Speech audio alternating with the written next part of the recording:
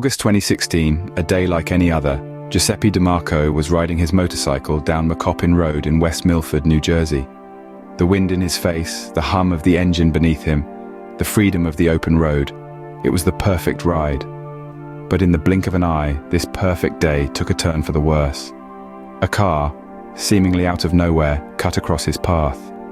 Too close to avoid, Giuseppe jammed on his brakes, the world around him beginning to blur as his bike slid sideways. The handlebars shook violently under his grip, the certainty of the impending crash sealing a cold knot of fear in his stomach. The thought raced through his mind, chilling in its clarity. This is it. I'm going to die today. He was flung from his bike, his shoulder hitting the unforgiving asphalt, dislocating on impact. As Giuseppe hit the street, dislocating his shoulder, he thought, this is it. I'm going to die today. In the midst of the chaos, something extraordinary happened. Giuseppe, disoriented and in pain, felt an indescribable sensation.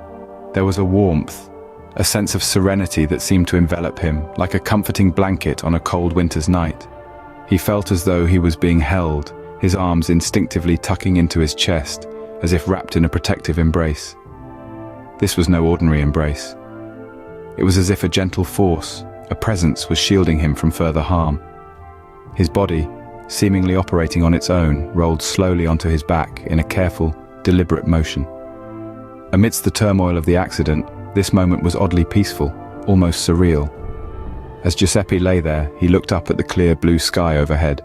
It was a stark contrast to the events that had just transpired. He found himself questioning the reality of his situation, his mind grappling with the possibility of his own mortality. Am I still alive? He wondered, the question hanging in the air like an unfinished sentence. But the pain, the searing burn in his leg, and the throbbing in his dislocated shoulder brought him crashing back to reality. The agony was intense, a constant reminder of the severity of his injuries. In the midst of his pain, Giuseppe screamed out, "God help me!"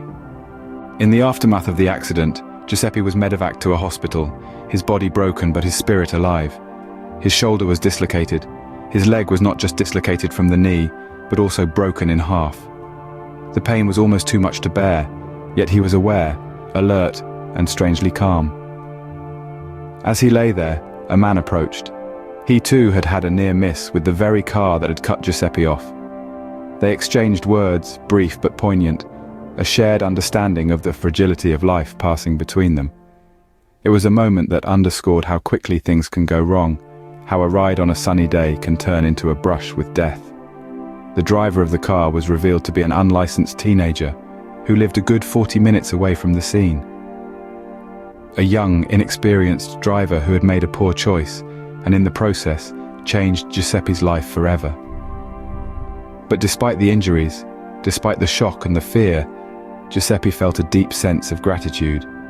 The accident could have taken his life, but it didn't. He was alive. He was given a second chance. And in that moment, he knew it was the angel who had held him, protected him, that had made the difference. Despite the pain, despite the fear, Giuseppe felt lucky. He was alive.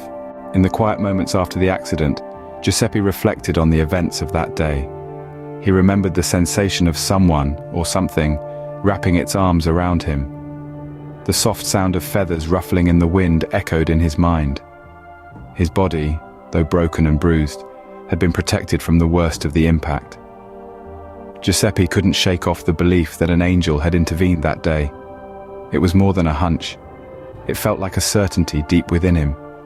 He couldn't explain the feeling of being cradled, of being shielded during the tumble. The way he'd rolled onto his back, his arms tucked in as if held by an unseen force, it all pointed to something beyond the ordinary. Giuseppe firmly believes in the presence of angels, and from that day on, he's been sharing his story, hoping to inspire others to believe too. Angels are real.